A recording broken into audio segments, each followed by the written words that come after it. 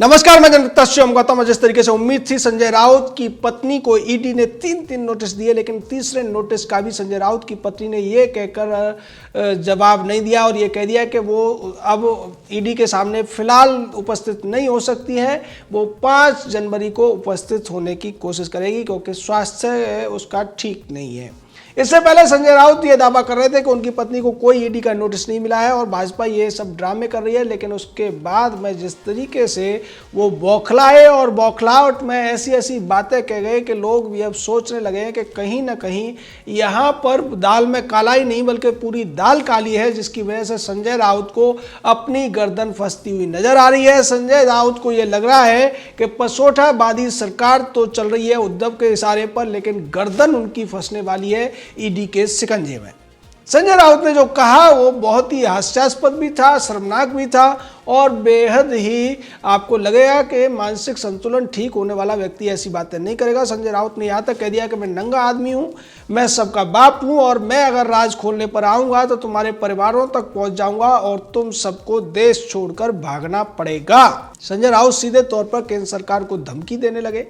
इन धमकियों के पीछे वजह क्या थी और क्या ये वास्तव में ईडी कोई परेशान करने वाला खेल था? लेकिन यही बात संजय राउत के बयानों से भी क्लियर हो गई जब उन्होंने प्रेस कॉन्फ्रेंस करते हुए कहा कि मेरी पत्नी ने अपनी दोस्त से 50 लाख रुपए उधार लिए थे घर बनवाने के लिए, उसको लेकर ये बवाल काटा जा रहा है। पहले संजय राउत की तरफ से इन सारी बातों का इनकार किया जा रहा था। 55 लाख रुपए का जो ट्रांसफर हुआ था, जो कि अनसिक्योर्ड लोन के रूप में दिया गया था, उसको लेकर संजय राउत ये कह रहे थे कि ऐसा कुछ भी मेरी पत्नी ने नहीं लिया है। लेकिन उन्होंने अब खुद स्वीकार कर लिया है कि प्रवीण राउत की पत्नी से संजय राउत की पत्नी ने 50 लाख रुपए अकाउंट में लिए और उसके बाद में कुछ और खुलासे हुए, जिसके बाद संजय राउत को अब जवाब देना भारी पड़ रहा है। इसको लगा किरीट सोमैया ने कहा भी कि ये सब संजय राउत इसलिए कर रहे हैं कि वो मामले को डाइवर्ट करना चाहते हैं और मामला डाइवर्ट करके एक तरीके से ईडी पर दबाव बनाना चाहते हैं कि वो अभी इस जांच को कुछ दिनों के लिए टाल दे, क्योंकि ये राजनीतिक वेंडेटा के तौर पर प्रचारित किया जाएगा और इससे जो सरकारी एजेंसियां होती है, केंद्रीय एजेंसियां, वो नहीं चाहती कि उनको इस तरीके के मामलों में फंसना पड़े।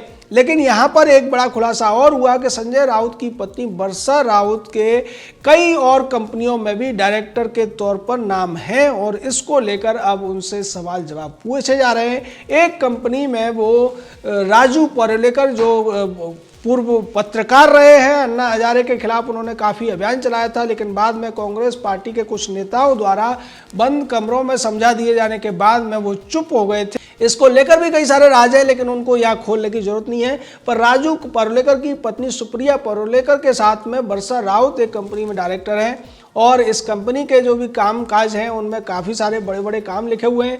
एक और कंपनी है जो कि वर्षा राउत उसमें डायरेक्टर है और उस कंपनी ने ठाकरे फिल्म भी बनाई थी। एक कंपनी ये है जिसमें वर्षा राउत, माधुरी राउत जो कि प्रवीण राउत की पत्नी है, उसके बाद साथ डायरेक्टर थी और उसी कंपनी से पैसा ट्रांसफर हुआ था वर्षा राउत के खाते में। इसको लेकर अब लोग सवाल भी पूछने लगे हैं कि जो मिडिल क्लास लोग होते हैं वो इतने बड़े तो नहीं होते, इतना बड़ा पैसा तो उनके पास नहीं होता। तो 3 कंपनियों में डायरेक्टर हो, पैसे का इतने बड़े स्तर पर लेन देन भी हो और उसके बावजूद उनसे जब सवाल पूछा जाए तो वो अपने आप को मिडिल क्लास बताकर बचने की कोशिश करें।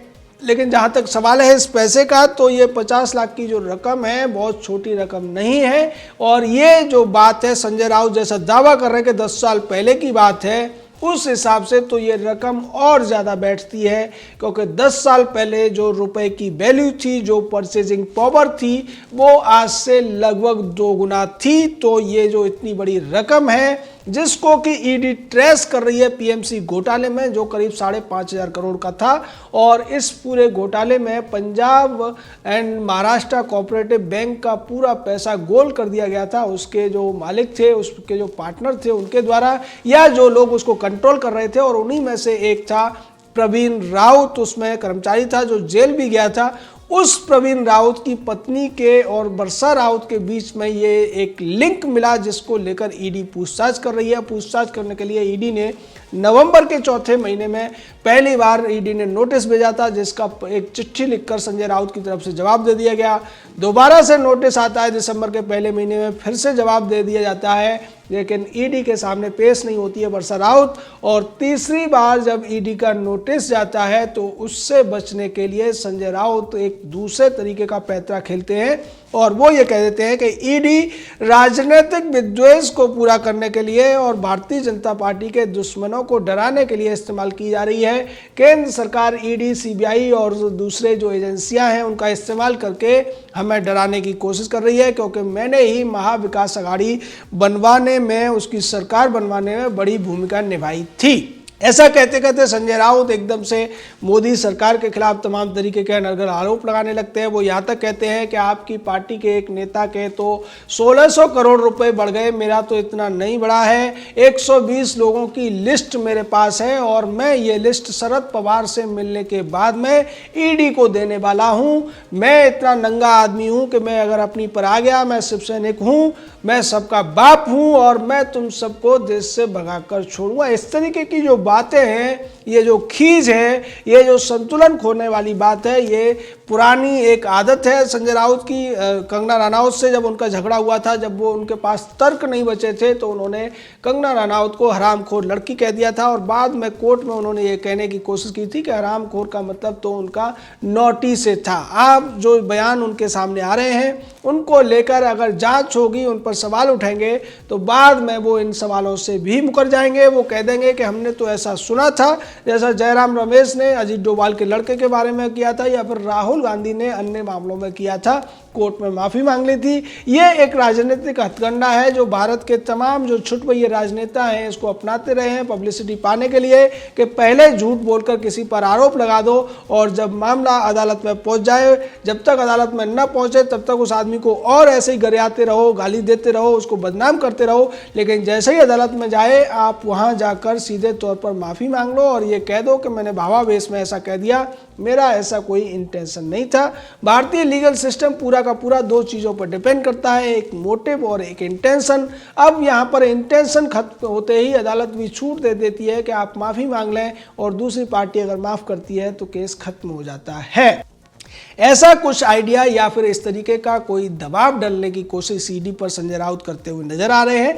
लेकिन संजय राउत ये भूल गए हैं कि ईडी ने अगर 3 बार नोटिस भेजे हैं तो निश्चित तौर पर ईडी के पास और भी कई सारी जानकारियां हैं जिनको लेकर ईडी जांच को आगे बढ़ा रहा है। ईडी को भी अच्छी तरीके से पता है कि संजय राउत राज्यसभा सांसद है, महाराष्ट्र की पसोठावादी उद्धव सरकार में बहुत बड़ी भूमिका रखते हैं, उद्धव के खासम खास चमचों में गिने जाते हैं और उन्हें महाराष्ट्र का शकुनी भी कहा जाता है। और शकुनी महाभारत का इतना बड़ा पात्र था जिसके इशारों पर दुर्योधन चला करता था। ऐसे पात्र के साथ में झूठे आरोपों पर या बिना किसी सबूत के ईडी हाथ डालेगा, इसकी उम्मीद नहीं की जा सकती है। संजय राउत को यह समझना चाहिए कि ईडी ने अगर इस मामले में हाथ डाला है, इसमें जांच आगे बढ़ाई है, तो निश्चित तौर पर वर्षा राउत के खिलाफ उनके पास और भी सबूत होंगे।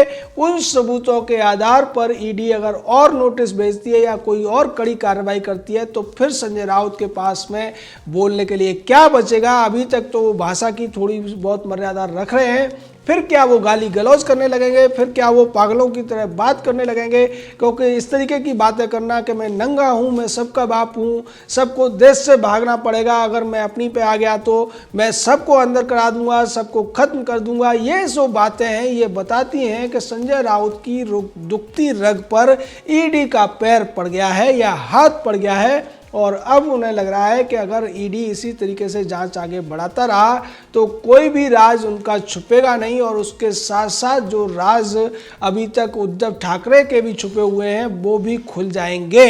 इसलिए संजय राउत अब अपने लिए रहम की भीख मांगने या अपने लिए नई पैंतराबाजी सोचने के लिए शरद पवार से मिलने की बात कर रहे हैं या दूसरी तरफ से दबाव बनाने की कोशिश कर रहे हैं कि आप ये मत सोचो कि खाली शिवसेना के नेता पर आप हाथ डाल रहे हो, हम पसोठावादी हैं और शरद पवार से मिलकर हम इसका तोड़ निकाल लेंगे। शरद पवार के खिलाफ भी पिछले साल एक ईडी का नोटिस जारी हुआ था और उसको उन्होंने ब्लैकमेल करने की कोशिश की थी जब उनकी पार्टी के तमाम कार्यकर्ताओं ने ईडी दफ्तर जाने का अभियान बना दिया था। शरद पवार ने कह दिया था मैं भी जाऊंगा। तो ये सारा खेल ऐसा लगता है कि संजय राउत को अब अपने गुरु शरद पवार की याद आ रही है जिन्हें वो अक्सर याद करते हैं और उनके माध्यम से अपनी राजनीतिक जो दुकान है उसको वापस चलाने की कोशिशों में वो लगे हुए हैं। शरद पवार क्या संजय राउत को बचा पाएंगे? क्या संजय राउत की पत्नी वर्षा राउत अब ईडी के शिकंजे से बच पाएगी? क्योंकि ईडी के पास पीएमसी बैंक की तमाम डिटेल्स है और उसके साथ साथ प्रवीण राउत की पत्नी की भी डिटेल है और उन डिटेल के साथ में जो वर्षा राउत के खातों की डिटेल ईडी ने अब तक ढूंढी है उसका क्या जवाब संजय राउत देंगे? क्या संजय राउत रूपी अपने शकुनी को उद्धव ठाकरे या फिर महाराष्ट्र की पसोठावादी सरकार बचा पाएगी? ये आने वाला वक्त बताएगा। लेकिन ये निश्चित है कि संजय राउत ने जो कहा था कि देखे जरा किस में कितना है दम, तो उस दम का दम निकलता हुआ हमें भी दिखाई दे रहा है। जय हिंद, जय भारत।